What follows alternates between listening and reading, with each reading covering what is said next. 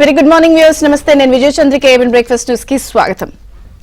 మనలో చాలా మందికి కొన్ని స్టైల్స్, కొన్ని ట్రేడ్ మార్క్ పద్ధతులు లేదా కొన్ని సెంటిమెంట్స్ ఉంటాయి.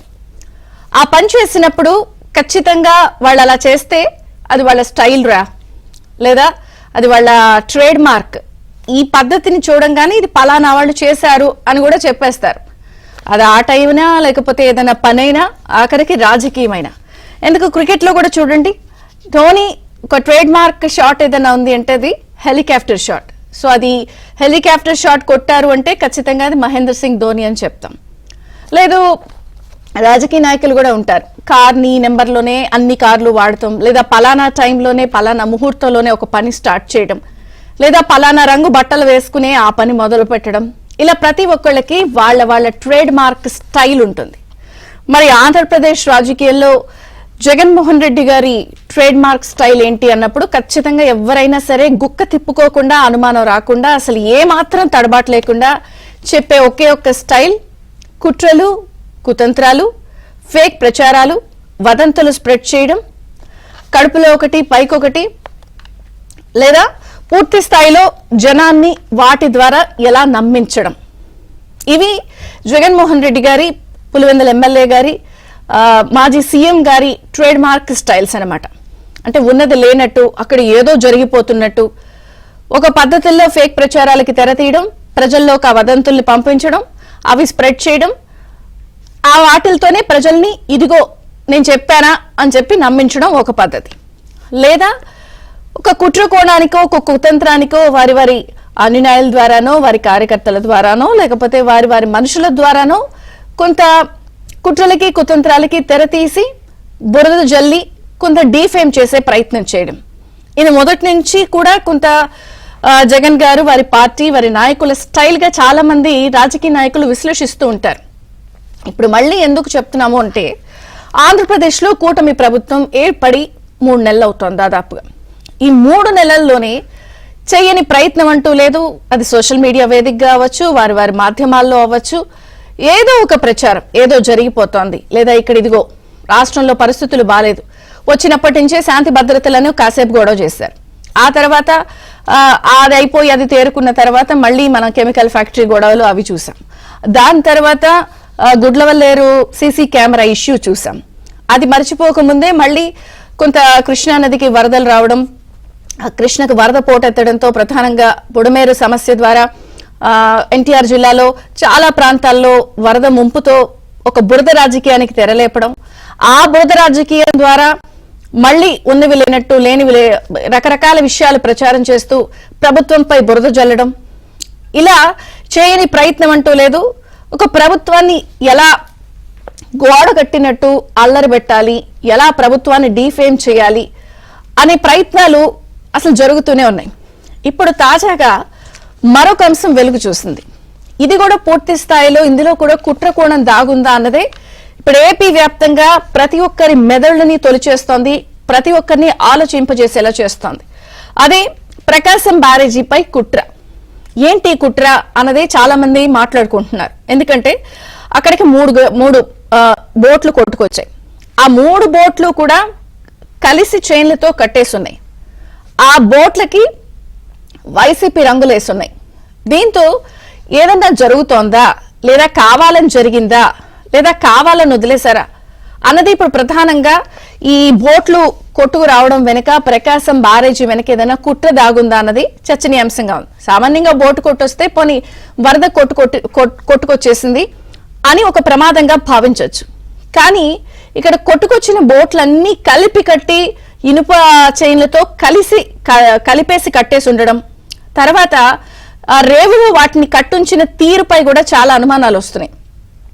సామాన్యంగా ఏమవుతుందంటే ఒక్కొక్క బోట్ ని విడివిడిగా కట్టుంచుతారు. రేపొద్దున ఏదైనా భారీ స్థాయిలో వరద వచ్చినా, ఏదైనా ప్రమాదం వచ్చినా ఒక్కొక్కటిగా ఉంటే ఒకటి కొట్టుకుపోతాయి. కానీ 3 కొట్టుకుపోయే విధంగా కలిపి చైన్లతో కట్టారు అంటే అది చాలా నష్టపూరితమైన అంశం. ఏదైనా ప్రమాదం జరిగితే ఒకసారి 3 కొట్టుకుపోతాయి. మరి తెలిసే కట్టారా, తెలియ కట్టారా, పాయింట్ నెంబర్ 1. ఎందుకంటే అలా కలిపి కడితే నిజంగా ప్రమాదమో, వరదో, పోటో ఏదైనా వస్తే 3 పోతాయి. అది పడవలు మెయింటైన్ చేసే వాళ్ళకి చాలా నష్టం. కానీ ఇక్కడ 3 బోట్లని కలిపి చైన్లతో కట్టారు. ఆ కట్టిన తర్వాత వాటిని లంగరేస్తారు. ఆ లంగర్ కూడా ఒక ప్లాస్టిక్ తాడుతో ఒక బలహీనంగా ఉన్నటువంటి లంగర్ వేశారు అన్నది ఇప్పుడు ప్రాథమికంగా పోలీసులు ఏదైతే దర్యాప్తు చేస్తున్నారో ఆ దర్యాప్తులో నిర్ధారణైన అంశాలు. దీంతో అనేక అంశాలు సామాన్యంగా కొట్టుకొస్తే పెద్ద అనుమానం రాకపోవచ్చు, కానీ ఇందులో జరుగుతున్న తీరు ఇవన్నీ కూడా ఏదన్నా కుట్రకోణం దాగుందా అన్నది ప్రధానంగా చర్చనీయాంశం అవుతుంది. ఎందుకంటే ఈ సూయిస్ గ్రేట్లన్నీ కూడా వచ్చి చైన్లతో కట్టేసి ఉన్న ద్వారా అక్కడ ప్రధానంగా ఇవి వచ్చి అక్కడ ఢీ కొట్టడం, ఈ ఢీ కొట్టిన తర్వాత ఒక 2 లక్షల క్యూసెక్కులు పంపే వీలు అవకాశం ఎక్కువగా ఉండడం అనేది ఇక్కడ ప్రధానంగా కనిపిస్తోంది. సరే, మీకు ఎప్పుడు అనుమానం అనిపిస్తూ ఉండొచ్చు, ఇందులో పెద్ద అనుమానం ఉండే అంశాలు ఏమున్నాయి అని అంటే, సరే ఉద్దేశపూర్వకంగా చేశారు లేదా దీని వెనకాల మళ్ళీ వైసీపీ ఉందా అనడానికి కూడా కొన్ని అనుమానాలు వస్తున్నాయి. ఎందుకంటే ప్రధానంగా ఈ నెల 1వ తేదీన ఏవైతే ఇవి కొట్టుకొచ్చాయో ఈ ప్రాథమికంగా నివేదిక ఇచ్చిన దాంట్లో తేలింది ఏమిటంటే, ఈ బోట్లన్నీ మాజీ MP Nandigam Suresh, YCP MLC Talasila Raghuram అనుచరుల పాత్రపై అనుమానాలు వ్యక్తమవుతున్నాయి. ఎందుకంటే 11.47 లక్షల క్యూసెక్కుల వరద ప్రకాశం బ్యారేజీకి వచ్చింది. అయితే ఎగువనున్న గొల్లపూడి నుంచి ఈ బోట్లు కొట్టుకొచ్చాయి. కౌంటర్ వెయిట్లు ఇవన్నీ ఇప్పుడు నేను చెప్పిన అంశాలతో పాటు ప్రధానంగా ఈ 3 బోట్లు కూడా యజమాని పేరు ఉషద్రి. ఆయన తలసిల రఘురాంకు సన్నిహితుడు, అలాగే రామ్మోహన్ అనుచరుడు. ఈ రామ్మోహన్ ఉషాద్రి కలిసే బోట్ల ద్వారా కృష్ణా నదిలో డ్రెడ్జింగ్ చేస్తున్నారు. ఇప్పుడు అనుమానాలు ఎందుకంటే ఈ 3 బోట్లపై వైసీపీ రంగులున్నాయి, ప్లాస్టిక్ తాడుతో వీటిని కట్టడం, ఇవి వచ్చి అక్కడ ఢీ కొట్టడం, ఈ మనుషులందరూ కూడా వైసీపీకి సంబంధించిన మనుషులు. సో ఈ ఘటనలో ఇప్పుడు ప్రధానంగా మాజీ ఎంపీ నందిగం సురేష్, ఎమ్మెల్సీ తలసిల రఘురాం అనుచరులు ఆ బోట్లకు రంగులు వేయడం, అవి 3 కలిపి కట్టుంచడం, ఆ తాడు ప్లాస్టిక్ లంగర్తో వేయడం, అంటే బలహీనంగా ఉంటే మరి అది దానంతట అది లెగిసిపోవచ్చు కొట్టుకోవడమా లేదా ఏదైనా కావాలని జరిగిందా? ప్రస్తుతానికైతే పోలీసులు చేస్తున్నారు. అంటే బ్యారేజీపై ఏకంగా బోట్లను కావాలని వదిలేసి కుట్రకు తెర తీశారా అన్న విపరీతమైన చర్చ. మొత్తంగా చూస్తే అసలు 3 నెలలు వచ్చినప్పటి నుంచి ప్రభుత్వం ఫామ్ అయిన తర్వాత దగ్గర నుంచి ఇన్ని రకాల కుట్రలు కుతంత్రాలు, వరదలపై విష ప్రచారాలు, లేదా ఏదో జరిగిపోతోంది అని ఇక్కడ ఏదో జరుగుతోందని ఇన్వెస్టర్లను చూడకుండా ఒక ప్రయత్నం జరుగుతోందో ఆంధ్రప్రదేశ్లో. అంటే ఈ ట్రేడ్ మార్క్ రాజకీయాన్ని ఎలా చూడాలి? ఈ కుట్రలు కుతంత్రాలు ఇవన్నీ కూడా మరి వర్కౌట్ అవుతాయా? మరి ప్రభుత్వం ఈ అంశంపై మరి శ్రద్ధ పెడుతోందా? పూర్తి స్థాయిలో డిఫేమ్ జరిగే ప్రక్రియ జరుగుతోంది కాబట్టి ఎలా ఎదుర్కొంటారు? ఏముంది, ఎప్పుడు వైసీపీ చేసే సోషల్ మీడియా ప్రచారాలే వాళ్ళకి వలగాటైన పనే, ప్రజలు మాకు అఖండంగా ఇచ్చారు కాబట్టి ఇవన్నీ నమ్మరు అని తేలిగ్గా తీసుకుంటారా? ఎందుకంటే ఇవే ప్రచారాలతో 2019లో అప్పుడు జగన్ గారు ముఖ్యమంత్రి అయ్యారు. అప్పుడే అమరావతిపై జమ్మిన విషయాలన్నింటినీ కూడా ప్రజలు నమ్మిన తీరు చూసాం. ఒక కులంపై వేసిన ముద్రను చూసాం. సోషల్ మీడియా ద్వారా ఫేక్ గా చేసినటువంటి ప్రచారాలు చూసాం. అయినా ఏముంది, ఇవన్నీ తెలిసినవే, వాళ్ళ అదే స్టైల్ కదా అని లైట్ తీసుకుంటుందా ప్రభుత్వం? లేదా దీనిపై ఏమన్నా ఆలోచిస్తుందా? ప్రస్తుతం ఈ బ్యారేజీపై కుట్ర, బోట్లను కావాలనే వదిలారనే అంశాన్ని ఎంత సీరియస్ గా తీసుకుంటుంది? దేశంలో తమకు వచ్చొచ్చిన కుట్రలని కుతంత్రాలపైనే పూర్తి స్థాయిలో వైసీపీ, జగన్ అండ్ కో ఆధారపడిందా? ఇప్పుడు బ్యారేజీపై కుట్ర కోణాన్ని ఎలా చూడాలి? ప్రధానంగా ఎందుకు వినిపిస్తోంది? బోట్లను కావాలని వదిలేశారన్న చర్చ ఎందుకు ప్రారంభమైంది? ఇందులో నందిగం సురేష్, తలసిల అనుచరుల పాత్రపై కూడా ఎందుకు ఇంత చర్చ జరుగుతోంది? మరి దీని వెనక అసలు సూత్రధారులు ఎవరైనా ఉన్నారా? చర్చిద్దాం. మనతో పాటు జాయిన్ అయ్యారు సీనియర్ జర్నలిస్ట్ డివి శ్రీనివాస్ గారు, టీడీపీ నుంచి బీసీసీఎల్ ప్రెసిడెంట్ గురుమూర్తి గారు, జనసేన నుంచి గాదె వెంకటేశ్వరరావు గారు. అందరికీ స్వాగతం అండి. డివి శ్రీనివాస్ గారు, పట్టుమని 3 నెలలు అసలు ఏం జరుగుతుందో కూడా కనీసం కోలుకుని కుదురుకుని ఇది చేస్తున్నాము అని అనేందుకు లోపు ఏదో ఒక దుష్ప్రచారం, ఏదో ఒక అంశం, అది వరద అవనివ్వండి, లేకపోతే ఒక శాంతి భద్రతల అంశం అవనివ్వండి, ఆఖరికి ఇప్పుడు ప్రకాశం బ్యారేజీ కొట్టుకొచ్చిన బోట్లపై కూడా ఏదో జరిగిందని అనుమానాలు ప్రారంభమయ్యాయి. ఎందుకంటే నార్మల్ గా కొట్టుకొస్తే ఒకటి, కానీ 3 కలిపి కొట్టుకొచ్చాయి, చైన్లు ఉన్నాయి అన్నది ఇప్పుడు ఒక అనుమానాలకి తావిస్తోంది. అంటే డిఫేమ్ చేస్తున్నారా గవర్నమెంట్ ఏమన్నా? అందరికీ నమస్కారం. ఇది డిఫేమ్ చేయటం కాదు, ఇది యంత్రాంగాన్ని, క్యాబినెట్ని, ముఖ్యమంత్రిని చికాకుపరచటం, అస్థిరపరచటం. ఒక రకంగా ఇది ఒక పెద్ద మహాకుట్రగా చూడాలి. వాళ్ళేమో ఇప్పుడు ముఖ్యమంత్రి బాధ్యతలు చేపట్టి 86 రోజులు, 86 రోజుల్లో 86 విజయాలని వాళ్ళు చెప్తూ ప్రజల్లోకి సానుకూలంగా వెళ్తుంటే, ఇప్పుడు ఈయన ఓడిపోయి ఇప్పటికీ ఫలితాలు వచ్చి 96 రోజులు, 96 రోజుల్లో 96 కుట్రలు ఈయన పాల్పడ్డాడన్న జగన్మోహన్ రెడ్డి చెడ్డ పేరు. ఇప్పుడు గతంలో మనం చూసాం, ఆంధ్రప్రదేశ్ కానీ భారతదేశంలో కానీ అభివృద్ధి రాజకీయాలు చూసాం, సంక్షేమ రాజకీయాలు చూసాం, తర్వాత ఫ్యాక్షన్ రాజకీయాలు చూసాం, విధ్వంస రాజకీయాలు చూసాం, కానీ కుట్ర రాజకీయాలు మొట్టమొదటిసారిగా చూస్తున్నాం అన్నమాట. కుట్రలు చేసిన వాళ్ళు ఆ కుట్రలకే బలవుతారనేది మనం చెప్పేది కాదు, చరిత్ర చెప్పే సత్యం అన్నమాట.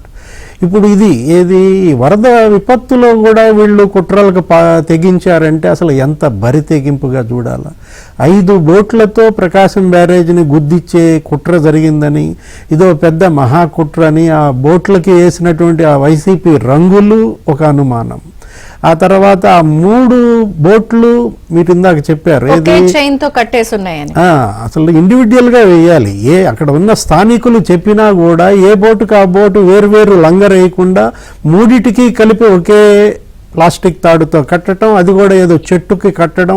అసలు ఆ బోట్లు అక్కడికి ఎందుకు వచ్చాయి? తర్వాత అంతకుముందు బ్యారేజీకి అవల వైపున ఉన్నాయి, ఉద్దండరాయనపాలెం సైడ్ అని అంటున్నారు. ఆ బోట్లని ఇప్పుడు గొల్లపూడి వైపు తీసుకొచ్చి కొన్ని రోజుల ముందే కట్టినట్టు వాళ్ళెవరు ఇప్పుడు ఆ 2 వ్యక్తులు దొరికిన వాళ్ళు, విచారిస్తున్న వాళ్ళు, ఆ రామ్మోహన్ కావచ్చు, ఆ ఉషాద్రి కావచ్చు, వాళ్ళకి ఈ సూత్రధారులకి ఉన్న లింక్ ఏంటి? వీళ్ళు కేవలం పాత్రధారులుగానే చూడాల. తలసల రఘురామ్కి అతను ఏదో చుట్టమని, లేకపోతే నందిగం సురేష్ అనుచరుడని. నందిగం సురేష్ మనకు తెలుసు, అతను ఆ ప్రాంతంలో శాండ్ మాఫియా డాన్గా ఏ విధంగా రీచ్లన్నీ చెరబట్టి మనం చూసాం. ఒక్క గుండి మేడ ఆ తాడేపల్లి ఆ రీచ్లోనే 3 లక్షల టన్నుల ఇసుక తవ్వేశారని చెప్పి శ్వేతపత్రంలో పేర్కొన్నారు. అక్కడ కొత్తపల్లిలో అక్కడ 3 లక్షల టన్నులు అక్కడ శాండ్ మాఫియా జరిగిందని. అంటే ఇది కేవలం కొంతవరకే అన్నమాట. మామూలుగా ఈ శాండ్ మాఫియా పాత్ర ఏంటి దీని వెనుక? ఈ బోట్లు ఇదంతా కూడా కనపడుతోంది. మట్టి మాఫియా, అక్కడ ఉన్నటువంటి ఆ మట్టి తవ్వేయటం. బుడమేరు ఇవాళ ఈ విధ్వంసం బెజవాడ మునగటానికి కారణం మట్టి మాఫియా అంటున్నారు. ఆ కట్టలన్నీ తవ్వేశారని, ఆ తర్వాత అక్కడ ఉన్నటువంటి గ్రావెల్ అక్కడ ఉన్నటువంటి కంకర కూడా కొట్టేసి వీళ్ళు తరలించారని, గన్నవరం గతంలో వల్లభనేని వంశీపైనటువంటి ఆరోపణలు అవే. మట్టి దోపిడీ పైన విపరీతంగా ఉంది. అసలు ఒక మాఫియా అని, మట్టి మాఫియా, ఇసుక మాఫియా, సహజ వనరులన్నీ కూడా వీళ్ళు ఏ విధంగా దోచేశారో ఆ శ్వేతపత్రంలోనే పేర్కొన్న పరిస్థితుల్లో ఇప్పుడు ఈ ఉపద్రవం, ఈ విపత్తుకి కారణం జగన్మోహన్ రెడ్డి మాఫియా అనేది కనపడుతోంది. ఇప్పుడు ఏంటంటే మనం చూసాం జగన్మోహన్ రెడ్డి రాజకీయం, అతను కుటుంబంలో కుట్రలే, అతని వ్యాపారంలో కుట్రలే, అతని రాజకీయంలో కుట్రలే, రూలింగ్లో కుట్రలే, అపోజిషన్లోనూ కుట్రలే అన్నమాట. అంటే ఇంతగా అతను ఈ కుట్రల దీంతో అతనికి ఉన్నటువంటి సంబంధాలు చూస్తుంటే ఇప్పుడు ప్రతి అంశం కూడా ఆ నూజువీడు అక్కడ IIITలో ఫుడ్ పొల్యూషన్, 1100 మంది అసలు అనేక చోట్ల బీసీ ఎస్సీ ఎస్టీ హాస్టల్లో గతంలో లేకుండా ఈ 3 నెలల్లోనే ఫుడ్ పాయిజన్ ఎందుకు ఇలా జరుగుతోంది? అది కూడా కుట్ర అంటున్నారు. అక్కడెక్కడో సీసీ కెమెరాలు ఆ గుడ్లవల్లేరు ఇంజనీరింగ్ కాలేజీలో. అంటే టార్గెట్ లోకేష్గా ఈ కుట్రలు జరుగుతున్నాయా, లేకపోతే టార్గెట్ పవన్ కళ్యాణ్గా ఈ కుట్రలు చేస్తున్నట్టుగా కూడా మనకు కనపడుతోంది. ఎక్కడున్నాడు డిప్యూటీ సీఎం అని అడుగుతారు. ఆయన 6 కోట్లు విరాళం ఇచ్చారు, ఆయన కుటుంబం మరో 4 కోట్లు విరాళం ఇచ్చింది. మొత్తం వాళ్లే 10 కోట్లు విరాళం ఇచ్చి వరద విపత్తు బాధితులకు అంత సహాయం చేస్తుంటే పవన్ కళ్యాణ్ని విమర్శించడానికి వీళ్ళు ముందుకు వస్తున్నారంటే అసలు ఇదంతా కూడా టార్గెట్ చంద్రబాబుగా జరుగుతోందన్నమాట. ఈ 3 నెలల్లో ఇన్ని కుట్రలకు వీళ్ళు పాల్పడ్డారంటే, అంటే ఏ కుట్రలు అయితే వాళ్ళని అధికారంలోకి తెచ్చాయో మళ్ళా ఆ కుట్రలే రేపు అధికారంకి చేరువ చేస్తాయన్న భ్రమలో ఉన్నారా? మనం చూసాం అప్పట్లో పింక్ డైమండ్ అన్నారు, అదొక కుట్ర. 36 మంది ప్రమోషన్ ఇస్తే డిఎస్పీలు అదంతా ఒక కులం అని ఆ కులం ముద్ర వేశారు. కుల చిచ్చు పెట్టే కుట్రలు నిన్న చూసాం. ఫైర్ ఇంజిన్ బురద కొడుతుంటే దానికి కూడా కులం ఆపాదించి పలానా కులం వాళ్ళ ఇంట్లోనే ఫైర్ ఇంజిన్లతో క్లీన్ చేస్తున్నారని ట్వీట్లు పెడుతున్నారు. అంటే గ్రేటర్ కాన్స్పిరసీ కనపడుతోంది. వివేకానంద రెడ్డి హత్య కేసు అదే అన్నారు. అదో పెద్ద మహాకుట్రగా తేలిన పరిస్థితుల్లో 6 ఏళ్ల తర్వాత అసలు నిందితుల్ని పట్టుకున్నారు. ఆ గూగుల్ టేక్ ఓవర్ ద్వారా వాటిని నిర్ధారించారు. వాళ్ళ కాల్ రికార్డులు కూడా బయట పెట్టారు. ఇప్పుడు ఇది కూడా అదే చేయాలా. ఇది గనక నిజంగా మహాకుట్ర అయితే ఈ ఉషాద్రి, ఈ రామ్మోహన్ వీళ్ళ కాల్ రికార్డులు తీయండి, వాళ్ళ యొక్క లొకేషన్స్ చూడండి గూగుల్ టేక్అవుట్ ద్వారా. వాళ్ళకి ఈ తలసల రఘురామ్కి లేదు ఆ నందిగం సురేష్కి వీళ్ళ యొక్క గూగుల్ టేక్అవుట్ లొకేషన్స్ చూడండి, వీళ్ళ యొక్క కాల్ రికార్డ్స్ తీయండి, వాళ్ళకి వీళ్ళకి ఉన్నటువంటి ఫిక్స్ ఏంటో బయట పెట్టండి. లోతైన దర్యాప్తు జరిపితే తప్ప హోంమంత్రి అనిత్ అన్నట్లు, నిన్న సీఎం చంద్రబాబు అన్నట్లుగా దీనిలో నిజానిజాలు బయటికి రావు. ఏదైనా సరే ఇది గనక కుట్ర అయితే మాత్రం ఆ కుట్రదారులను కఠినంగా శిక్షించాలా. నేషనల్ సెక్యూరిటీ యాక్ట్ ప్రకారం వాళ్ళని శిక్షించాలా. ఇది సమాజ ద్రోహంగా చూడాలి. ఇదేంటి ప్రజాద్రోహం అన్నమాట. టీడీపీతో మాట్లాడదాం. గురుమూర్తి గారు నమస్తే, బ్రేక్ఫాస్ట్ న్యూస్ కి స్వాగతం. అధికార పక్షంలో ఉన్నా కూడా అవే కుట్రలు కనిపిస్తున్నాయి, వాళ్ళు ప్రతిపక్షంలో ఉన్న వైసీపీ అదే కుట్రలు కనిపిస్తున్నాయి. మీరేమో నేను ఎప్పుడు అడిగిన ప్రశ్న చాలా తేలిగ్గా ఏముందండి ఎన్ని నమ్మరు ప్రజలు మాకు అధికారం ఇచ్చేశారు కదా అని చెప్పి ఒక స్టేట్మెంట్ ఇస్తూ ఉంటారు మీ టీడీపీ జనసేనలు. కానీ రోజు రోజుకి కొత్తవి ఇలా కూడా చెయ్యొచ్చా, ఇలా కూడా చేస్తారా అని ఒక కొత్త అంశాలు బయటకు వస్తున్నప్పుడు ఇప్పటికి కూడా మీరు అదే సమర్థంతో చెప్తూ ఉంటారా? ముందుగా ఈ బ్యారేజీకి ఏదో కుట్ర, బోట్లను కావాలనే వదిలారు అన్న అంశంపై ముందుకే మీ స్పందన ఏంటి? ఎందుకంటే నిమ్మల రామానాయుడు గారు కూడా ఇది కుట్ర అని మొదటి పరిశీలించినప్పుడు వెళ్ళి అన్నారు. మీకు ప్యానల్ ఉన్నటువంటి శ్రీనివాస్ గారికి, మిత్రులు వెంకటేశ్వరరావు గారికి, ఏబిఎన్ వీక్షకులకి హృదయపూర్వక నమస్కారాలు తెలియజేసుకుంటూ, మనం చూసాం గడిచిన 5 సంవత్సరాల్లో వైసీపీ ప్రభుత్వం ప్రజావేదిక కోల్చటం మొదలుపెట్టి పార్టీ కార్యాలయం మీద దాడి, చంద్రబాబు నాయుడు గారి మీద దాడి, అదేవిధంగా అచ్చెన్నాయుడు గారు కావచ్చు, కొల్లూరు రవీంద్ర గారు కావచ్చు, దేవినేని ఉమామహేశ్వర గారు కావచ్చు, చింతకాయల పాత్రుడు గారు కావచ్చు, రామకృష్ణుడు గారు కావచ్చు, ఇలా ఎంతో మందిని వారితో పాటు నారా చంద్రబాబు నాయుడు గారిని అక్రమంగా జైల్లో పెట్టినట్టు పరిస్థితులు చూశాం. ఈ ప్రభుత్వం గడిచిన ప్రభుత్వం కుట్రలు, కుతంత్రాలు, దోపిడీలు, హత్యలు వీటితోనే కాలక్షేపం చేసి 5 సంవత్సరాలు వ్యాపారం చేశారు. రాష్ట్రంలో వ్యాపారం చేసి దొంగల దోపిడీ చేశారు రాష్ట్రాన్ని మొత్తం. ఇవాళ చూసుకున్నట్టయితే వాళ్ళ పార్టీ అధికారంలోకి వచ్చిన తర్వాత కృష్ణానదికి వరద వచ్చినటువంటి పరిస్థితులు చూశాం. ఆ వరదకి కారణం మరి బుడమేరు, బుడమేరు విజయవాడ మీద పట్టాకి ఇష్టం వచ్చినట్టు లేఅవుట్లు వేసేసుకుని ఇష్టం వచ్చినట్టు ఆక్రమణ చేసి కనీసం ఆ మట్టిని కూడా కట్ట మీద మట్టిని కూడా మొత్తం తొలగడం వల్ల ఇవాళ ఈ పరిస్థితులు దాపరించింది. సరే అదలా ఉంచితే ఈ ఏదైతే బోట్లు చెబుతున్నారో అది నిన్నే మా మిత్రుడు ఆళ్ల గోపాలకృష్ణ గారు, మరి ఆయన కూడా ఇంజనీరు, సాగునీటి సంఘాలకి రాష్ట్ర అధ్యక్షుడిగా ఉండటం వల్ల ఆయన కూడా కన్నయ్య నాయుడు గారితో కలిసి నిన్న మొత్తం అది తిరిగినప్పుడు కొన్ని విషయాలు ప్రత్యక్షంగా చెప్పడం జరిగింది. దాదాపుగా 5 బోట్లు అయ్యి లీక్ చేసి ఎందుకుంటాయండి, ఒకటి కొట్టుకుపోయిందంటే 4 ఇంటి అక్కడ ఉన్నాయంట. ఖచ్చితంగా ఈ బోట్లని ఎవరైతే నందిగాం సురేష్ మాజీ ఎంపీ, అదేవిధంగా తలసిల రఘురావు, మరి కోమటి రామ్మోహన్ ఎవరైతే ఉన్నారో వీళ్ళు గతంలో ఈ యొక్క బోటుల ద్వారా ఇసుక తీసుకొచ్చి పెద్ద ఎత్తున వ్యాపారం చేశారు. ఇది అందరికీ తెలుసు. నందిగాం సురేష్ చెందినటువంటి వ్యక్తులు ఈ బోట్లు నడిపేటువంటి పేర్లతో సహా అక్కడ రాజధానిలో చెప్తా ఉన్నారు. మనం చూసాం గడిచిన 5 సంవత్సరాల్లో ఆ ప్రాంతంలో కొన్ని కంపెనీలు ఉంటే ఆ వాచ్మెన్లు కొట్టి ఐరన్ ఎత్తుకుపోవటం, సిమెంట్ ఎత్తుకుపోవటం, అక్కడికి రోడ్లతో వేయటం, మెటల్ ఎత్తుకెళ్ళిపోవటం సర్వనాశనం చేశారు. ఆయన అంటే అడిగేవాళ్ళు లేరు, పట్టించుకునేవాళ్ళు లేరు. ఆ విధంగా దోపిడీకి అలవాటు పడ్డారు. ఈ రోజు ఖచ్చితంగా ఇది కుట్రే. వాళ్ళ ఉద్దేశం ఏంటంటే ఈ వరద సమయంలో వీటితో ఢీ కొట్టించి కింద ప్రాంతంలో ఏదైతే పామరు కావచ్చు, పెనమలూరు కావచ్చు, గుడివాడ కావచ్చు, అవనిగడ్డ కావచ్చు, తెనాలి కావచ్చు, రేపల్లి కావచ్చు, పట్టణంలోనే లేకుండా చేయాలనేటువంటి కుట్ర చేశారు. పట్టణంలోనే లేకుండా చేయాలని కుట్ర చేశారు.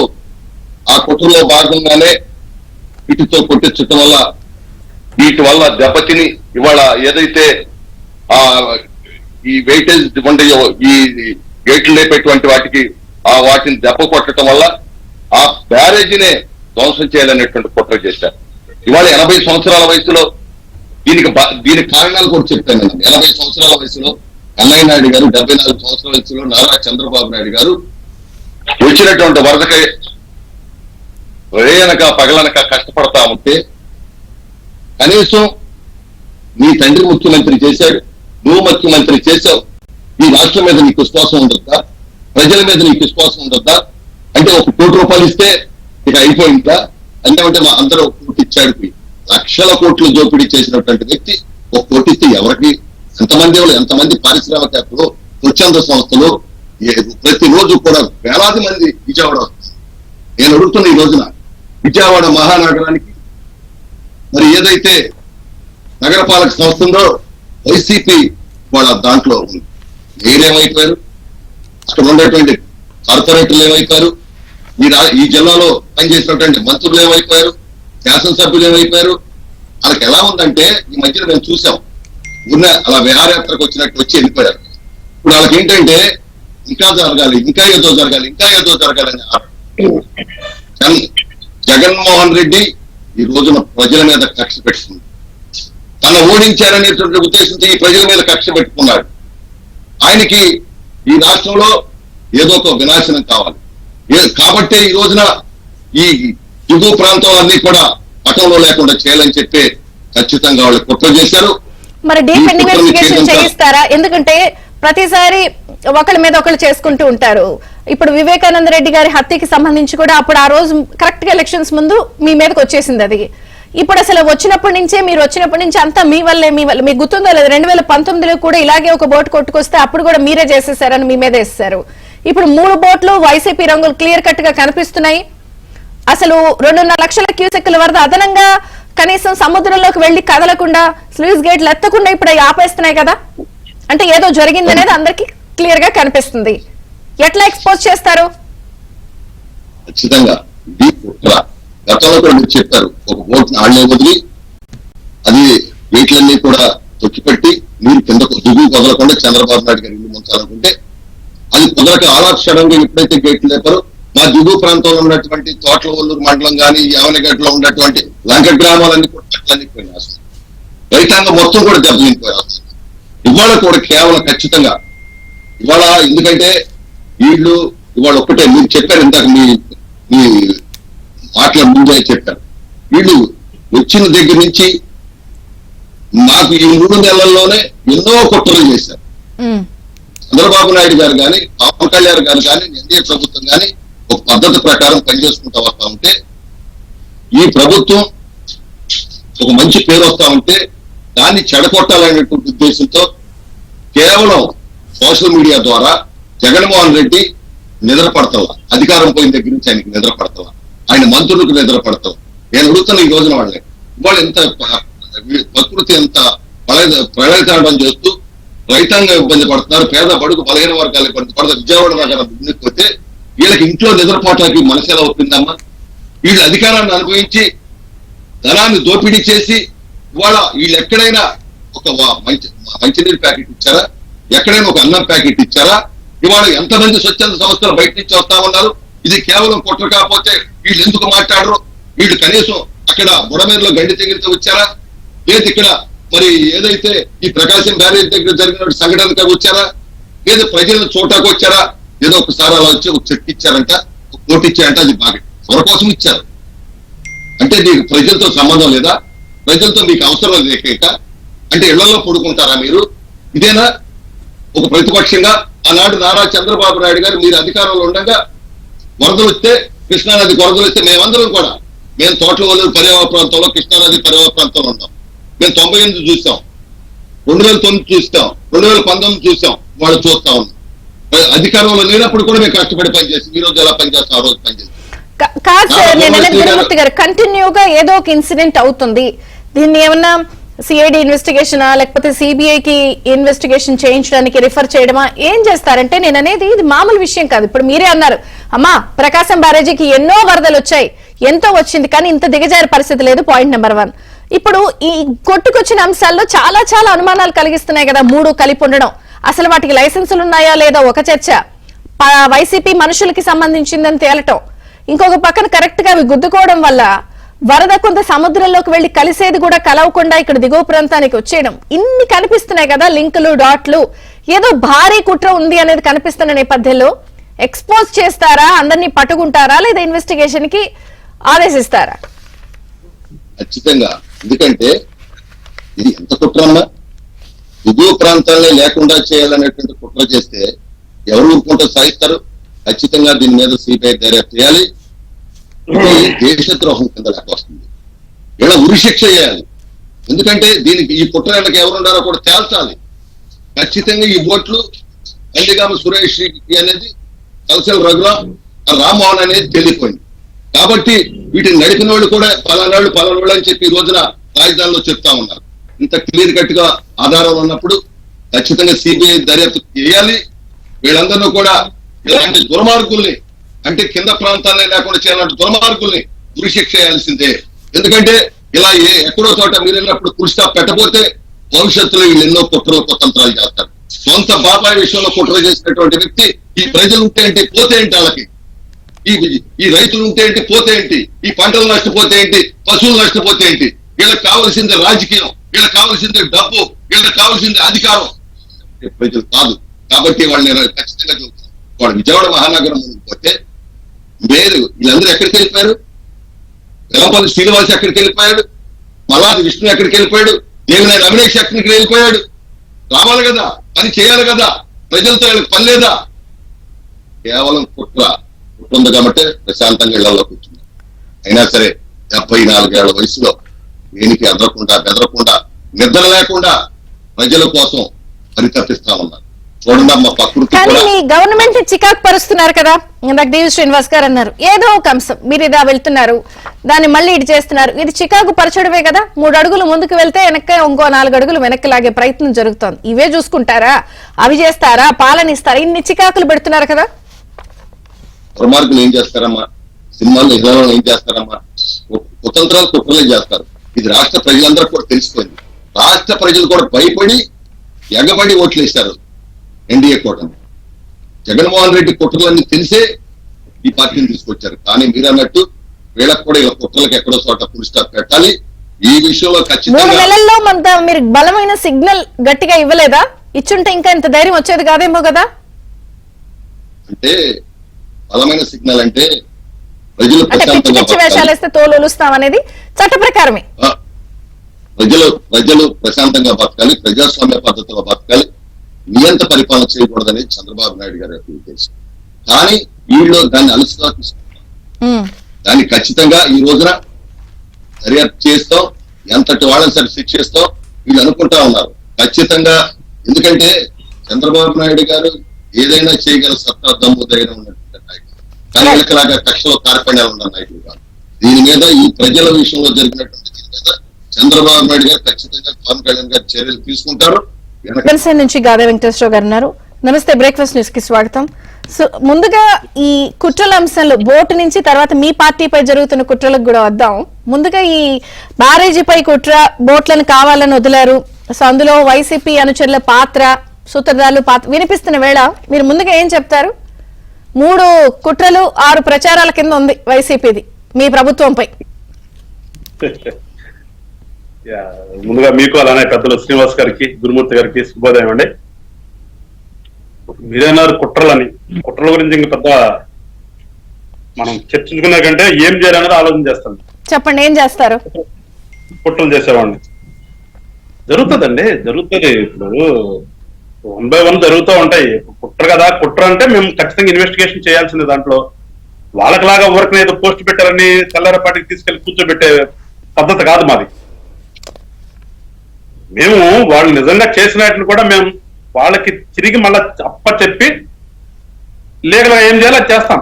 ఖచ్చితంగా ఏదో ఊరుకోమండి. ఎందుకంటే ఇదేదో మా సొంతమో ఆయన సొంతమో కాదు. ఇక్కడ ఇది ప్రజలకు సంబంధించింది. ప్రజాస్వామ్యంలో ఉన్నాం మనం. ప్రతిదీ కూడా ప్రజలకు సంబంధించిన విషయం. రాజకీయాలంటే ఇద్దరు కొట్టుకోగానే వాళ్ళిద్దరు కనుక్కోకూడదు. ఇక్కడ వాస్తవంగా మరి 3 గేట్లు 3 పడవలు ఒక్కసారిగా వచ్చాయి. భారీ పడవలు అన్నారు. అవన్నీ కూడా ఇసుక తోలేవి చూసాం. ఏ రకంగా డ్యామేజ్ అయిందో బ్యారేజీ. ఇది మామూలు విషయం కాదు కదా. ఇది ఇది సింపుల్ గా ఏదో వచ్చింది, ఏదో ఒక కౌంటర్ పెట్టి ఇరిగిపోయింది, అది ఏముందో అనుకునే అంత ఈజీ కాదండి అది. దాంట్లో ఎంత కుట్ర ఉందనేది తీస్తాము. దానికి తగ్గ విధంగా ఏ విధంగా వాళ్ళని చట్టం ముందు నిలబెట్టాలో, ప్రజల ముందు నిలబెట్టాలో 2 రకాలుగా చేస్తాం. ప్రజల ముందు నిలబెడతాం, చట్టం ముందు నిలబెడతాం. అంతే ఈజీగా ఏమి ఊరుకునే ప్రసక్తే ఉండదు. మేము ప్రజల కోసం తపన పడుతున్న వాళ్ళం, ప్రజాస్వామ్యం రక్షిద్దామనే ఒక ఆలోచనతో ముందుకెళ్తున్న వాళ్ళం. అందుకని మేము ఎక్కడో కూడా కాముగా ఉంటారని ప్రజలు ఎవరు కూడా అనుకోవాల్సిన పని లేదు. చూస్తున్నాం, ఇది క్లియర్ కనిపిస్తుంది కదా. దాంట్లో వైఎస్ఆర్ పార్టీ కలర్లు ఉన్నాయి, ఖచ్చితంగా వాళ్ళవే దాంట్లో. దాని గురించి పెద్దగా ఇంకా మనం ఏదో లాగి చెప్పాల్సిన అవసరం లేదు. వాళ్ళదే అని కాదు, పోలీసులు కూడా వాళ్ళని గుర్తించారు. వాళ్ళు ఎవరు అనుచరులు ఏంటన్నారు, పిలిపించారు. జరుగుతుంది, అదేనంటుంది, జరుగుతుంది. ఖచ్చితంగా వస్తుంది బయటికి. వాళ్ళు ఎందుకు ఆ పని చేశారు, ఎవరు చేయమంటే చేశారు, యాదృచ్ఛికమా. ఇప్పుడు పెద్ద వరదలు వచ్చినప్పుడు ఒక్కొక్కసారి బోట్లు వాళ్ళు కట్టిన సార్లు లంగరేస్తారు. జనరల్ గా నాకు తెలిసినంత వరకు పడవలకు లంగరేసిన తర్వాత అది పోదు 100%. ఎంత పెద్ద వరదలు వచ్చినా, ఎంత పెద్ద తుఫాన్లు వచ్చినా కానీ పోకుండా ఉండే సిస్టమే ప్రతి బోటుకి ఉంటది. లేకపోతే కొన్ని 100 బోట్లు కొట్టు రావాలి. ఎందుకంటే మనకు అక్కడ పులిసింత దగ్గర మొదలు పెడితే కొన్ని 100 బోట్లు ఉంటాయి యువతల. ఫిషింగ్ వెళ్ళే వాళ్ళే గానీ, రకరకాలవి ఇట్లా ఇసుక తోలే గానీ చాలా వందల సంఖ్యలో ఉన్నాయి. క్యారీ చేసేవి, ఫిషింగ్ వి, ఈ డ్రెడ్జింగ్ వి మధ్యలో చాలా ఉన్నాయి. అచ్చంపేట ప్రాంతం నుంచి కానీ, ఇటువైపు నుంచి కానీ చాలా మీరు అన్నట్టుగా ఈ పబ్లిక్ క్యారీ చేసే లాంచ్లు పెద్దవి కానీ, పంటలు కానీ పెద్ద పెద్ద పంటలు ఉన్నాయి. ఇవన్నీ చాలా ఉన్నాయి. మరి ఏవి రాకుండా ఇంతవరకే తట్టు వాళ్ళ 3 కలిపి కట్టి చెప్తున్నారు. నా రాత్రి కూడా ఇక్కడ విన్నాను, ఒక ఆయన బోటు యజమాని గొల్లపూడి అనుకుంటా చెప్తున్నాడు, మాకు బోట్లు ఉన్నాయి, ఈ రకంగా లంగరేస్తే ఎట్టి పరిస్థితుల్లో కూడా వెళ్ళదు, ఏదైనా చేస్తే చెప్తే మామూలుగా వెళ్ళదని చెప్తున్నాడు. మరి ఇలాంటప్పుడు ఖచ్చితంగా వాళ్ళ మీద ఊరికిన ప్రసక్తి ఉండదండి. ఏమి మామూలు విషయం కాదు. ప్రకాశం బ్యారేజ్ అంటే కృష్ణా డెల్టాకి ఇటు పక్కన గుంటూరు గానీ, అటు పక్కన కృష్ణా జిల్లా గానీ, 2 జిల్లాలకి రైతాంగానికి ఎలాంటిదో దేవాలయం కంటే పెంచది. దేవాలయంకి వెళ్ళి దండం పెట్టుకుని వస్తాం, దేవుడు చేస్తాడు అనే తర్వాత విషయం. కానీ ఇక్కడ ఈ 2 పక్కల కూడా వాటర్ వెళ్తే తప్పితే, లేకపోతే ఎడారులు అయిపోతాయి. అలాంటి బ్యారేజీని కూడా డ్యామేజ్ చేయాలనే ఒక దుర్బుద్ధితో గనక నిజంగా చేసి ఉంటే వాళ్ళు ఇంకా అంత క్షమించరాని నేరమండి. దానికి మనం చెప్పడం కాదు, చేసి చూపిస్తాం. దాంతో పాటు ఇవాళ పేపర్లు ఇంకోటి కూడా వచ్చింది, సూయిజ్ గేట్ల చైన్లు కూడా డ్యామేజ్ అంట. అవును, సూయిజ్ గేట్లు అంటే కింద నుంచి వరద వెళ్ళిపోవడానికి ఒక్కసారిగా ఇలా చక్రం ఉంటుంది, దానికి ఇలా గ్రీస్ తో చెప్పి అవి పైకి లిఫ్ట్ చేస్తారు. లిఫ్ట్ చేస్తే కింద నుంచి అంట బురద కూడా కొట్టుకుపోద్దంట. అలాంటివి సూయిజ్ గేట్లు అంట, అవి కూడా డ్యామేజ్ అయిందని అంటున్నారు. మరి అది డ్యామేజ్ అవటం అంటే ఖచ్చితంగా దాంట్లో ఎంప్లాయీస్ పాత్ర ఉంటది. అది అక్కడ ఉన్నటువంటి ఇంజనీర్ల పాత్ర ఉంటది. ఇంజనీర్ల పాత్ర ఉంటేనే ఆ సూయిజ్ గేట్లు అనేవి తీయటం అనేది కుదరన పని. అలాంటిది మరి జరుగుతున్నాయంటే నిజంగా ఎక్కడున్నాం అసలు మనం? ఎటుపోతుంది ఈ రాజకీయాల పరంగా? ఈ రాజకీయ వైరుధ్యాలు గానీ, రాజకీయ వైరం గానీ ఎటుపోతుంది అంటే ఈ సోకాల్డ్ ఎంప్లాయీస్ కూడా ఇట్లా గ్రూపులుగా తయారైపోయి ఇట్లా ఒక పార్టీకి సహకరిస్తున్నారంటే వీళ్ళు నిజంగా ఏం చేయాలి? ఈ 2 యాంగిల్స్ లో కూడా ఖచ్చితంగా ఎంక్వైరీ జరుగుతుంది చంద్రిక గారు. వాళ్ళకి నిజంగా గనక అవి గనక తేలితే, కుట్రని తేలితే మాత్రం 100% వాళ్ళకి ఏ రకంగా శిక్ష పడాలి ఆ రకంగా శిక్ష పడుతుంది. ప్రజలకు కూడా చెప్తున్నాము. ఒకటే ప్రజలు కూడా మేము కోరేది ఏంటంటే, ఇవాళ 40 నుంచి 50 టన్నులు ఉంటుందంట. దాన్ని ఐరన్ చైన్ తో కట్టారు. 40 టన్నులు 50 టన్నులు వేసుకుంటే అక్కడికి 150 టన్నులు అవుతుంది. దాన్ని 3టికి సింగిల్ చైన్, ప్లాస్టిక్ తాడుతో లంగరు చెట్టు గట్టి. అసలు 150 టన్నులు దేన్ని ప్లాస్టిక్ తాడు ఏం ఆపుతుంది? ఇప్పుడు వాళ్ళు చేసినటువంటిది చెప్తారా, దేవుడి దయని మనం అనుకుంటున్నప్పుడు దేవుడి దయవల్లో లేదంటే పైన ఉన్నటువంటి కనకదుర్గమ్మ అమ్మవారి దయవల్లో అది పెద్ద డ్యామేజ్ జరగలేదు. కానీ అదే కనుక బాగా స్పీడ్ లో వచ్చి కనుక కొడితే అసలు ఒక పక్కన పగిలిపోయింది ఏంటి పరిస్థితి ఏంటి అసలు? అవును, చేయగలుగుతాం ఈ వరదల్లో? దాన్ని రెక్టిఫై చేసే అవకాశం ఉంటుంది అసలు? అంటే అంతకంటే నీచమైన ఆలోచన చేసే మనుషుల్ని మనం ఏ రకంగా ఒకటి ఏకకాలంలో ప్రభుత్వాన్ని చికాకు పరుస్తున్నారు, వ్యక్తిగతంగా మిమ్మల్ని చికాకు పరుస్తున్నారు కదా. పవన్ కళ్యాణ్ గారు ఏమంటున్నారు, కార్యాలయం కోసం 82 లక్షలు బిల్లులు పెట్టి సామాన్కి సంబంధించి చెప్పేశారు, ప్రతిపక్షంలో ఉన్నప్పుడు బోల్డ్ కబులు చెప్పారని అలాగా ప్రచారం చేస్తున్నారు మిమ్మల్ని. వరదల్లో అసలు పవన్ కళ్యాణ్ గారు ఎక్కడా అని పెడుతున్నారు అల్లరి. ఇన్ని రకాలుగా జరుగుతున్నాయి కదా, వ్యక్తిగతంగా వెళ్తోంది, ప్రభుత్వాన్ని వెళ్తోంది. ఒకటండి, ఇప్పుడు కొన్ని ఊర్లో సామెతలు చెప్తుంటారు. ఒకడు ఉంటాడంట, వాడికి లేచిన దగ్గర నుంచి అదే పని చేస్తుంటే వాడు నిజం చెప్పినా గానీ ఎవడు నమ్మడంట. వాడు ఎప్పుడైనా పొరపాటు ఎప్పుడైనా నిజం చేస్తే ఆ నిజాన్ని కూడా అబద్ధం కింద లెక్కేసుకుని ప్రజలు పట్టించుకోకుండా మీరు అలా అనుకుని బాగా రిలాక్స్ అవుతున్నారా? ఊర్లో అలాంటి వాళ్ళే అనుకుని రిలాక్స్ ఏముంది? మేము రిలాక్స్ కాదు. మేము ఇప్పుడు పవన్ కళ్యాణ్ గారు ఎక్కడ ఉన్నారు ప్రజలందరూ చూశారు. జనసేన పార్టీ శ్రేణులు ఏ రకంగా విజయవాడలో కానీ ఇటు పక్కన ఉన్నటువంటి మా జిల్లాలో కానీ ఉన్నటువంటి శాఖ మేము ఏ రకంగా వెళ్తున్నాం మాకు తెలుసు. ఎందుకంటే ఒక్కడంటే ఒక్కడు బయట రానాళ్ళు వాళ్ళు ఏం చెప్తారు? నిన్నటిదాకా ప్రభుత్వంలో ఉన్నటువంటి పెద్దలందరూ ఎడిపోయారు, ఏమైపోయారు? రాజకీయ పార్టీ కదా వచ్చి చేయాలి కదా. ఇలాంటి మేము ఇంతకుముందు మేము అధికారులు లేకపోయినా కానీ ఇలాంటివి వచ్చినప్పుడు మేము ఎన్నిసార్లు ఏ రకంగా చేసాము ఒకసారి వాళ్ళని తెలుసుకోమని. ఒకసారి మేము ఎక్కడ మా కేంద్రాన్ని కూర్చోలేదు కదా. ప్రజాస్వామ్యంలో రాజకీయ పార్టీలు అన్న తర్వాత అన్ని పార్టీలు వస్తాయి. అధికారం ఉన్న పార్టీ వస్తుంది, ఇంకో పార్టీ వస్తుంది. అరే స్వచ్ఛంద సంస్థలు కూడా వచ్చేస్తున్నాయి కదండి. మీకేమైంది? మీరు అందరూ ఎక్కడ పడుకున్నారు? ఎక్కడ కూర్చున్నారు? ఒకసారి వచ్చి ఒక ప్రాంతంకి వచ్చి కాస్త ప్యాంట్ పైకెత్తుకుని దిగేసి 2 మాట్లాడేసి, రెండోసారి వచ్చి ఇంకో చాటుకు వచ్చి 2 సార్లు మాట్లాడి వెళ్ళిపోయి ఏదో పాస్పోర్ట్ రిటర్న్ అయిందని మళ్ళీ బెంగళూరు పోయి కూర్చున్నటువంటి నువ్వేం మాట్లాడతావు? నీకు సంబంధించిన నాయకులు ఏం మాట్లాడతారు? ఇంకా ఎక్కడెక్కడ కూర్చొని ప్రెస్ మీట్లు పెడుతున్నారు. ఈ మధ్యన చూశాను కొత్త యాక్టర్లు వచ్చారు. మళ్ళీ మొన్నదాకా ఉన్నటువంటి వాళ్ళందరూ పోయారు. అంటే నేను కన్నబాబు కనిపించాడు నిన్న. కొత్త వాళ్ళు వచ్చారు. ఇప్పుడు వీళ్ళు ఏం చేస్తున్నారు అనేది కాదు మాకు ముఖ్యం. వీళ్ళు చేస్తున్నటువంటి శాసనలు ఏ రకంగా చేయాలి చెప్తాం. ఏదో చెప్పారు ఇందాక మీరు, పవన్ కళ్యాణ్ గారు ఏదో బిల్లులు పెట్టారని. జ్ఞానం ఉందా వాళ్ళకి? ఏమన్నా బిల్లులు పెట్టారు సోషల్ మీడియాలో నమ్మేదట్టే ఉన్నాయని. ప్రభుత్వ సొమ్మును ఏ రకంగా వాడుకున్నది, ఆయన తాడేపల్లి ప్యాలెస్ చుట్టూతో ఏ రకంగా ఫెన్సింగ్లు వేసుకున్నాడు, ఎన్ని వందల మందిని పోలీసు కాపలా పెట్టాడు చూసాను. అది ఇప్పుడు ప్రజలకు తెలిసింది కదా. ఆయన అధికారంలో తెలియదు, అధికారం పోయిన తర్వాత తెలిసింది కదా. ఇవాళ పవన్ కళ్యాణ్ గారు ఉంటుంది ఎక్కడండి? మా ఆఫీస్ లో ఉంటున్నాం. పవన్ కళ్యాణ్ గారి క్యాంప్ ఆఫీస్ విజయవాడలో ఉంది. క్యాంప్ ఆఫీస్ అంటే ఏంటిది? పూర్తిగా ప్రభుత్వ ఆధీనంలో ఉండేది, ప్రభుత్వంతో ముడిపడినటువంటిది. మాది కాదు కదా.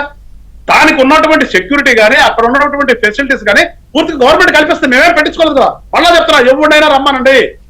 విజయవాడ క్యాంప్ ఆఫీస్ లో ఏ ఒక్కటైనా పవన్ కళ్యాణ్ గారు వచ్చిన తర్వాత కొనిపించింది ఏమైనా ఉందామో ఒకసారి చెప్పాలండి. మేము బిల్లు పెట్టి చూపించమనండి. లేదా అక్కడ ఉన్నటువంటి సెక్యూరిటీ ఎవరు మేము ఏర్పాటు చేసామా, ప్రభుత్వం ఏర్పాటు చేసిందా? అది మేమున్నా ఉంటది, ఇంకొకటి ఉన్నా ఉంటది, ఇంకోళ్ళు ఉన్నా ఉంటది. అది పూర్తిగా ప్రభుత్వం నీకులాగా సొంత ఇంట్లో వచ్చేసి క్యాంప్ ఆఫీసులు పెట్టుకుని చేయలేదు కదా. మేమేమి మా ఆఫీసులోనే మా నాయకుడు నిద్రిస్తున్నాడు, అక్కడ ఉంటున్నాడు. అది పూర్తిగా గవర్నమెంట్ వాళ్ళు ఇచ్చినటువంటి సెక్యూరిటీ ఉంది. తర్వాత ఏదంటే మా సెక్యూరిటీ ఉంది తప్పితే మేము ఎక్కడా కూడా నీకులాగా నీ సొంతానికి, లేదంటే లండన్ లో ఉండే నీ కూతుర్లకి, లేదంటే ఇంకోసారి ఉండే మీ అమ్మకో, లేదంటే ఇంకోసారి ఉండే నీ ఎవరికో, నీ సంబంధించాలకో, నీ భార్యకో మేమేమీ వాడలేదు కదా. మాకేం లేవేలా? ఏ రకంగా మాట్లాడతారు మమ్మల్ని గురించి? మేము ఎప్పుడు చెప్తున్నాం మాది పవన్ కళ్యాణ్ అనే వ్యక్తి తెల్ల పేపర్లు అంటాడు. మీరేదో దాని మీద వచ్చేసి ఇంకు దొల్లుదాము, లేదంటే ఇంకోటి రాద్దాము, మసి రాద్దాం అనుకుంటే అది రాసింది క్లియర్ గా కనిపిస్తుంది. మీరు రాసింది మీకే కనిపిస్తుంది, మేము రాసేది మాకు కనిపిస్తుంది, ప్రజలకు కనిపిస్తుంది. అందుకని మేము అంటుంది ఇంకోటి విజయచంద్ర గారు, వాళ్ళు 100 మాట్లాడినా 100 అరుచుకున్నా గానీ ప్రజలు నమ్మరు. నిందా చెప్పినట్టుగా రోజు అబద్ధాలు మాట్లాడు, ఒక రోజు నిజం చెప్పిన ఎవరు నమ్మడు కాక వీళ్ళు రోజు అబద్ధాలు మాట్లాడతారు. ఒకటి కూడా నిజం ఉండదు దాంట్లో. ఆ డైరెక్షన్ లో చెప్తున్నారు, రోజు ఇలా జరిగితే అది మీకు కూడా ఇబ్బంది అవుతుంది అనేది నేను ఈ డైరెక్షన్ లో చెప్తున్నాను. మీరు చెప్తున్నారు కరెక్ట్ కాదట్లా. మీరు మా శ్రేయభిలాషలాగా చెప్తున్నందుకు థ్యాంక్ యూ. బట్ మేమేమంటామంటే వాళ్ళు 100 వాగినా మేము ప్రజల కోసం ఏమి చేయాలో, రాష్ట్రం అభివృద్ధి కోసం ఏం చేయాలో చేసుకుంటూ వెళ్తాం తప్పితే వాళ్ళను ఒక గంట కనిపెడుతూనే ఉంటాము. వాళ్ళని ఏం చేయాలో చేస్తాను ఉంటాం. అది కూడా చెప్తున్నాం. వాళ్ళు ఏం చేయాలో, ఏ టైంలో ఏ రకంగా స్పందించాలో ఆ రకంగా స్పందిస్తాము. వాళ్ళని ఒక గంట కనిపెడతాం. వాళ్ళు పూర్తిగా వదిలిపెట్టి మేము వెళ్తాం అంటలా. రోజు వచ్చి బాధ పట్టుకుని మాట్లాడతా నువ్వేదో అని ఎన్ని రోజులు భరిస్తాం? కొన్ని రోజులు భరిస్తాం. తర్వాత ఏం చేయాలి చేస్తాం. కానీ మాకు రాష్ట్రం ముఖ్యం, రాష్ట్రంలో ఉన్న ప్రజలు ముఖ్యం తప్పితే ఈ సోకాళ్ళు ఈ ఏదో బ్యాచ్ ని మేము పట్టించుకున్న పరిస్థితులు. ఎందుకంటే వాళ్ళు దొంగలో త్వరలో అనేది ప్రజలందరూ తెలుసు. శ్రీనివాస్ గారు చెప్పినట్టు ఏ రకంగా రాజధానిలో మీ అందరికీ చాలా ఎక్స్పర్ట్స్, మీరు ఒక లీగల్ ఎక్స్పర్ట్. నేను అనేది ఏంటంటే పరుగు పందెంలో 100 మీటర్స్ పరిగెట్టినప్పుడు ఒక స్పీడ్ తో వెళ్తూ ఉంటాం. ఎందుకు? హడ్డిల్ ఉండదు కాబట్టి. మధ్యలో హడ్డిల్ వస్తూ ఉన్నప్పుడు హడ్డిల్ పరిగెట్టే పరుగుకి వేరే స్పీడ్ పేరుతో వెళ్ళాలి.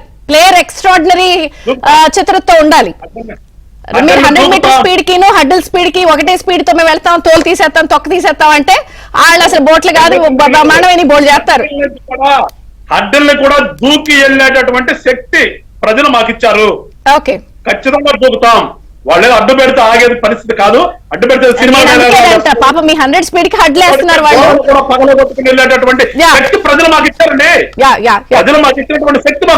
డివి శ్రీనివాస్ గారు, అసలు దేశంలో గాని ఏ రాష్ట్రంలో అయినా గానీ ఇలాంటి ఒక వ్యక్తి జగన్ గారు గాని వారి టీం గాని వారి ఎమ్మెల్యేలు కానీ వారి నాయకులు కానీ లేదా వారి పార్టీ చేసే రాజకీయం కానీ ఉందా? ఒక ఆంధ్రప్రదేశ్లోనే ఇలాంటివన్నీ చూస్తున్నాం. Point number 1. 2, ప్రతిసారి ఇక్కడ ఒక ఇన్సిడెంట్ జరుగుతుంది, జరిగిన తర్వాత ఆయన వస్తూ ఉంటారు, తర్వాత దానిపై చేయాల్సిందంతా చేస్తూ ఉంటారు, బెంగళూరు వెళ్ళిపోతూ ఉంటారు, మళ్ళీ అది సద్దుమణిగిందన్నాక మళ్ళీ ఇంకొకసారి వస్తారు, ఒకటి ఏదో జరుగుతూ ఉంటుంది. ఫస్ట్ కూడా అంతే, శాంతి భద్రతలు అన్నారు, మధ్యలో రౌడీ షీటర్ హత్యలు అప్పుడు కాసేపు వచ్చారు, మళ్ళీ ఇప్పుడు మన వరద అప్పుడు కాసేపు వచ్చారు, అట్లా వస్తున్నారు వెళ్తున్నారు, ఒక ఇన్సిడెంట్ జరుగుతోంది. అంటే గెరిల్లాలో ఏదంటారు వీళ్ళను, ఇది గెరిల్లా దాడులు, గెరిల్లా పోరాటం అంటే మాటేసి చాటు నుండి వచ్చి కొట్టడం, దాడి చేయటం, దాడి చేసి పారిపోవడం. ఇది ఇప్పుడు ఈ గెరిల్లా తరహా మోడల్లో ఈ పార్టీ నడుపుతున్నాడా జగన్మోహన్ రెడ్డి? ఇప్పుడు ఏది బెంగళూరు వెళ్ళిపోయాడు, బెంగళూరు వెళ్ళిపోయి ఈ విధమైనటువంటి దాడుల్ని ప్రోత్సహించడమా, లేదు ఇక్కడ ఇలాంటి దాడులు కుట్రలు చేసి పారిపోవడం మనం చూస్తున్నాం. గతంలో అసలు ఎప్పుడైనా ఏ ప్రతిపక్షమైనా ఇలా ప్రవర్తించిందా?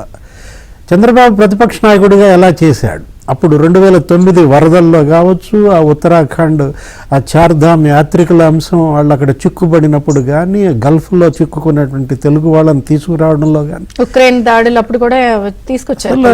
ఏ ప్రతిపక్ష నాయకుడు ఈ విధమైన తరహాలో ప్రవర్తించిన దాఖలాలు లేవన్నమాట. ఇప్పుడు ఇంతవరకు ప్రతిపక్షం ఎన్ని చూసాం మనం? పి జనార్దన్ రెడ్డి ఇలా ప్రవర్తించాడా? వీళ్ళ నాన్న రాజశేఖర రెడ్డి ఈ విధంగా ఎంత కుట్రలు పాల్పడ్డా?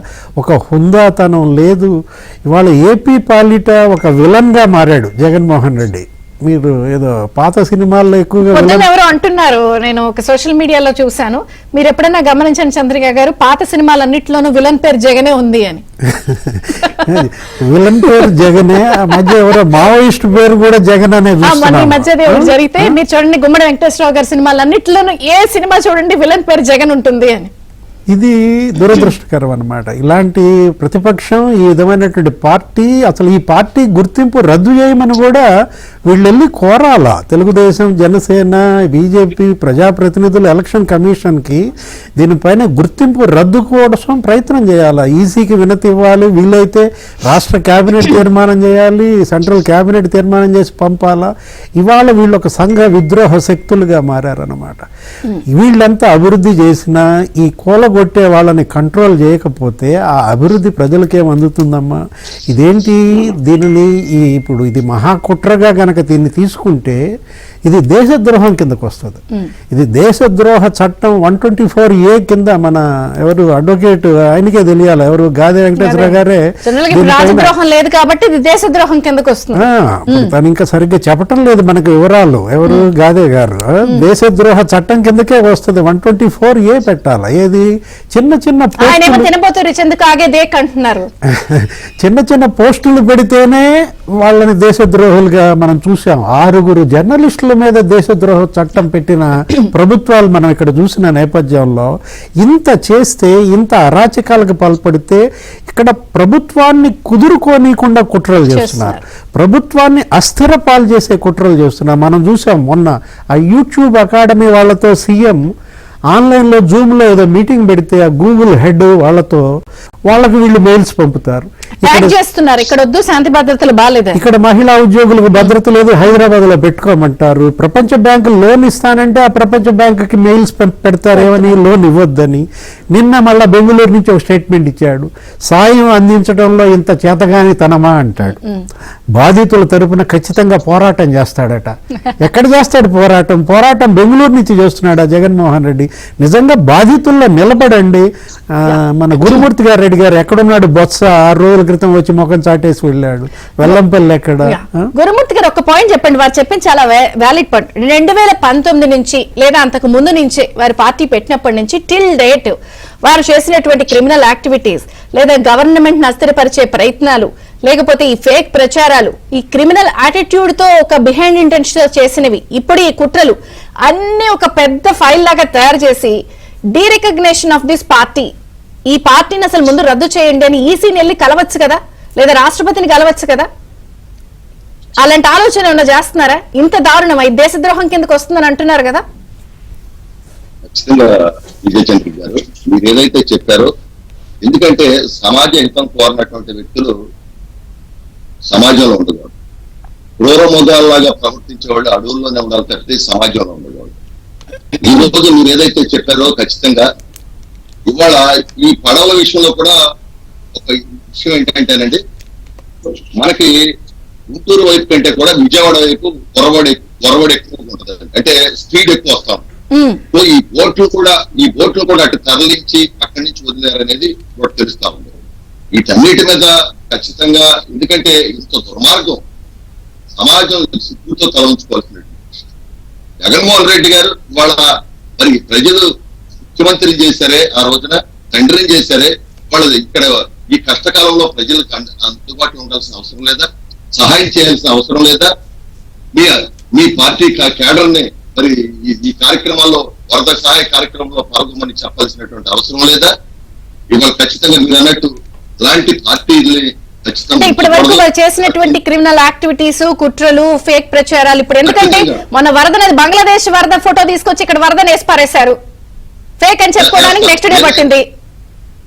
వీళ్ళు ఏదైనా చేయడానికి సిద్ధమండి. ఇలా కావాల్సింది ఏంటంటే అధికారం తప్పితే అది ఎంతమంది ప్రజలు చచ్చిపోయినా పర్లా, ఎంత ఆస్తి నష్టం జరిగినా పర్లా, ఆంధ్రం ఏమైపోయినా పర్లా. ఎందుకంటే చూసాం కదా మన గడిచిన కాలంలో ఆ లెక్కలు తీసుకొచ్చి ఎంత విధ్వంసం చేశారు. అట్లా వాళ్ళకి ఏమైపోయినా పర్లా. కాబట్టి మీరు అన్నట్టు ఇలాంటి పార్టీలు అవసరం లేదు ప్రజలకి. ఖచ్చితంగా ఇలాంటి పార్టీలు అవసరం లేదు ఇప్పటికే. ఎందుకంటే రాజధాని ప్రాంతంలో ఎవరెవరు ఉన్నారో దీంట్లో ఏంటి అనేది క్లియర్ కట్ గా చెప్తా ఉంది. ఎందుకంటే ఈ రోజు దర్యాప్తులో ఉంది, కేసు నడుస్తా ఉంది. నేను పేరు చెప్పడం ఇవన్నీ కూడా అవసరం లేదు కాబట్టి ప్రభుత్వానికి కూడా ఒక క్లారిటీ వచ్చింది, ఎవరు కూడా ఉండే ప్రసక్తి లేదు. మీరు కూడా కొంత ఏమైనా లీగల్ సైడ్ గా దీనిపై దృష్టి పెడతారా? ఇప్పుడు ఇలాంటి యాక్టివిటీస్ ఉన్న పార్టీ దేశానికి రాష్ట్రానికి అవసరమా, కాస్త కైండ్లీ కన్సిడర్ దిస్ అని చెప్పి ఎలక్షన్ కమిషన్ కి పంపించడం, రాష్ట్రపతి దృష్టికి తీసుకెళ్తాం, మీరంతా కూడా అసెంబ్లీలో దీనిపై ఏదైనా తీర్మానం చేయడం, ఇన్ని యాక్టివిటీస్ ఒక లిస్టు తయారు చేసి. ఒకటండి, ఇప్పుడు నేను అనేది ఏంటంటే ఇన్వెస్టిగేషన్ అవుతుంది, ఇది ఇంకో డైరెక్షన్ లో. ఇప్పుడు మనం ప్రజాస్వామ్యంలో ఉన్నాం చంద్రిక గారు, వాళ్ళకిలాగా నియంతృత్వంలో ఉన్నట్టుగా కాదు కదా. వాళ్ళకేంటంటే ఒకసారి అధికారం రాగానే నియంతృత్వం చేశారు, ప్రజలందరూ చూశారు. ప్రజాస్వామ్యంలో మంచి చెడులు రెండు ఉంటాయి. అట్లాగే చట్టంలో కూడా రెమెడీ కూడా చట్టంలో చూపించారు. శిక్ష ప్లస్ శిక్ష పడినాటికి మళ్ళీ ఏ రకంగా రిలీఫ్ వెళ్ళాలి కోర్టుకి అనేది కూడా ఉంటది. అట్లా ప్రజాస్వామ్యం అంటే అది. సో ఇక్కడ వీళ్ళు తెలుసుకోవాల్సిందంటే ఒక రాజకీయ పార్టీ పెట్టిన తర్వాత ఎట్లా ఉండాలని తెలుసుకోవాలి. ఇలా వాడేదో పిచ్చి పిచ్చి రాత్రులు పిచ్చి పిచ్చి శాస్త్రం చేయగానే మనం దాన్ని ఒక పార్టీని మీద ఎరటం అనేది చూద్దాం. అది రావాలి పరాకాష్కి వచ్చిన తర్వాత. నేనంటే ఇప్పుడు ఇక్కడ రాసుకొచ్చాడు సాక్షులు ఏంటిది, ఇందాక శ్రీనివాస్ గారు చెప్పారు, రాష్ట్రంలో అసలు ప్రభుత్వం ఉందా? అసలు నువ్వెక్కడున్నావు? రాష్ట్రంలో ప్రభుత్వం ఉందా అని చెప్పి నీ పేపర్లో రాపించే ముందు నువ్వెక్కడున్నావు చెప్పాలి కదా. అది తెలియదా? జనానికి తెలియదు అనుకుంటారా? ఇలాంటి పిచ్చిరాతలు రాసేదాన్ని ఎవరు నమ్మరండి. నేనంటే అదే పదే ఎందుకు చెప్తున్నా అంటే దీన్ని నమ్మే పరిస్థితి లేదు వాళ్ళ ప్రజలు నమ్మరండి. మళ్ళీ చికాకు పెడుతున్నారు కదా, చికాకు ఉండదా? పద్దాక ఇలా ముసురుతో ఇలా తోలుకోమా, లేదా చుట్టూతో గుయ్యి అని చెప్పి దోమ తిరిగితే చిరాకు ఉండదా? లేదు చంద్ర గారు, ఇవాళ రాష్ట్రంలో ఉండే ప్రజలను కానీ, రాష్ట్రంలో ఉండే ఇండస్ట్రియలిస్టులను కానీ, రాష్ట్రంలో ఉండే వ్యాపార సంస్థలు కానీ నేనేం కోరుతున్నానంటే వాళ్ళ ఏబిఎన్ సాక్షిగా మీరు ఈ సాక్షి పేపర్కి ఇచ్చే యాడ్స్ ఆపండి రా బాబు అని పెడుతున్నా. మీరు తెలుసుకున్నదే ఇవాళ మీరు సాక్షి పేపర్కి యాడ్స్ ఇవ్వటం ద్వారా మీరు ప్రజాస్వామ్యాన్ని రక్షించడం వాళ్ళు అవుతారు, ఈ ఆంధ్ర రాష్ట్రాన్ని రక్షించడం వాళ్ళు అవుతారు. ఎందుకంటే పూర్తిగా పోవాలి, ఇది ఉండకూడదు. ఇది కేవలం ఈ యాడ్ల మీద ఆధారపడి వాళ్ళు బతుకుతుంది. మొన్నటిదాకా గవర్నమెంట్ యాడ్లు ఇచ్చుకుని దాన్ని ఏ రకంగా చేశారో తెలుసు మనకి. నేను కోరేది ఒకటే ప్రజల్ని, ఇలాంటి వాటిని మనం ప్రజల నుంచే అరికట్టు మొదలు పెట్టాలి. ప్రజల అరికట్టం మొదలు పెట్టిన తర్వాత రాజకీయ పార్టీగా అసలు ఉంటుందా, దాన్ని డీరిజిగ్నేషన్ చేయమని చెప్పి వెళ్ళాలనేది. అదే నేను అనేది ఆ సైడ్ కూడా లీగల్ గా ఉందా లేదా అనేది చూడండి, ఇన్ని జరుగుతున్నాయి కదా అని అన్నాను అంతే. నేనేం చేసేమని అనట్లేదు, నాకు అది కాదు. జస్ట్ ఇలాంటి కోణం ఒకటి ఉంటుంది కదా, మీరు లీగల్ సైడ్ అన్నారు కాబట్టి చూడమని అంటున్నాం. సరే, ఎనీ కుట్రలు చేయించండి, రాష్ట్రం